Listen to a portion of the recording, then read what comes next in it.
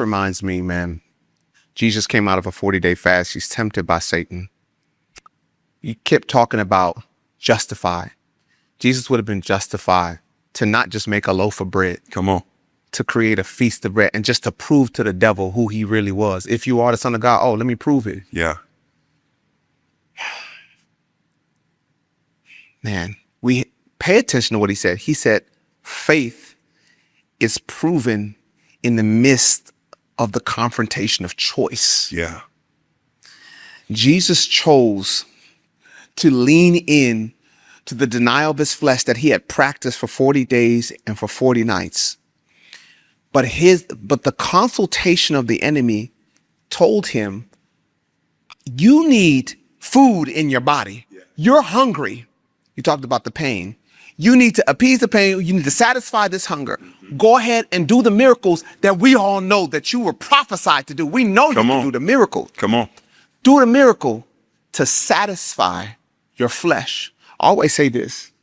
At the moment of temptation or at the moment of hunger, your theology is either reinforced or deconstructed. Your pathway is either reinforced or deconstructed. In that moment, Jesus was about to set the precedent for his entire ministry. Oh my God. He knew that he was called by his Father. This is my Son in whom I'm well pleased. But if he had taken the consultation of the enemy to do a miracle to instinctively satisfy his flesh, then he would have led and set the precedent of his ministry with mixture that says, when it's time to bless the people, I'll bless them. But when it's time to feed my flesh, I'll feed it. Oh my God.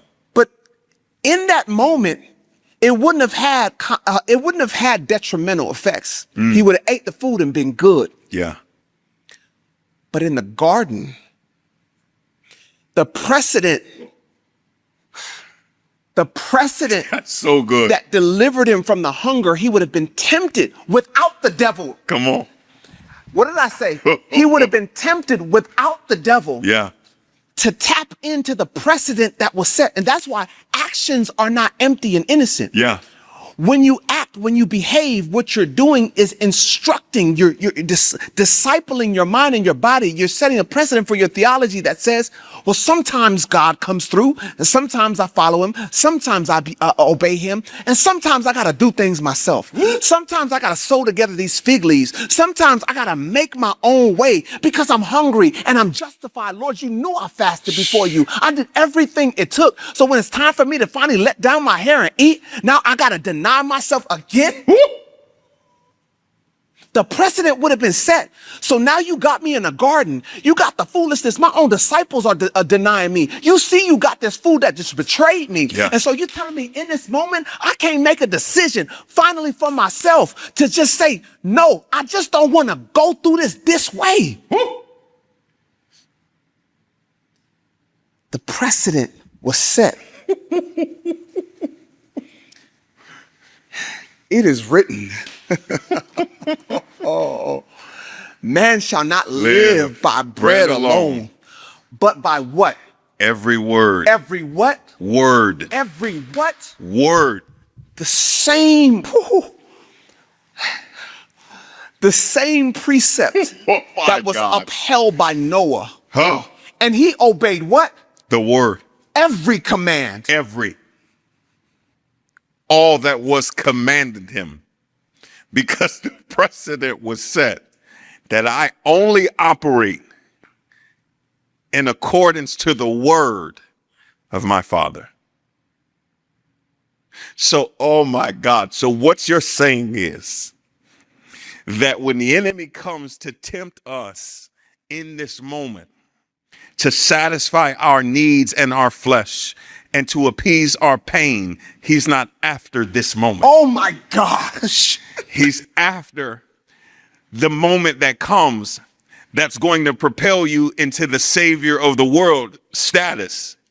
So if I can get you in this state and to set a precedent of appeasing your pain and satisfying your flesh when it really counts, now I'll leverage your routine.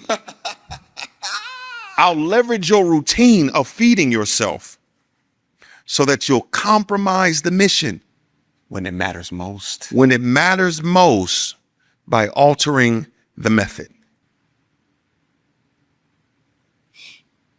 Oh my God, that he was setting a precedent that I don't operate by my feelings. Oh my goodness. Even though it's my reality that I am hungry, that I've been without food for 40 days. It's real. Come on, man. Come on. The pain, the hunger Come on. pains are real. Come on.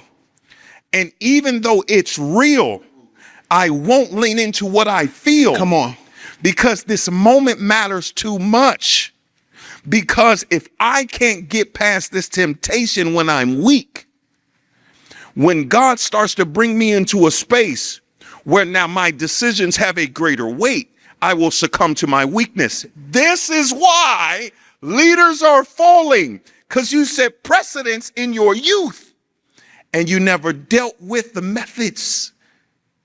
You never allow God to come deal with how you get down. You settled for a distant relationship, so you never came close enough to him to start chiseling away at your thoughts. So now he can't even consult with you and correct you and command you, because you have become your own God, because you have now fed your flesh for so long that when it really matters, Have mercy, God. Have mercy, God. when it really counts, Have mercy, Lord. Have mercy. Wow.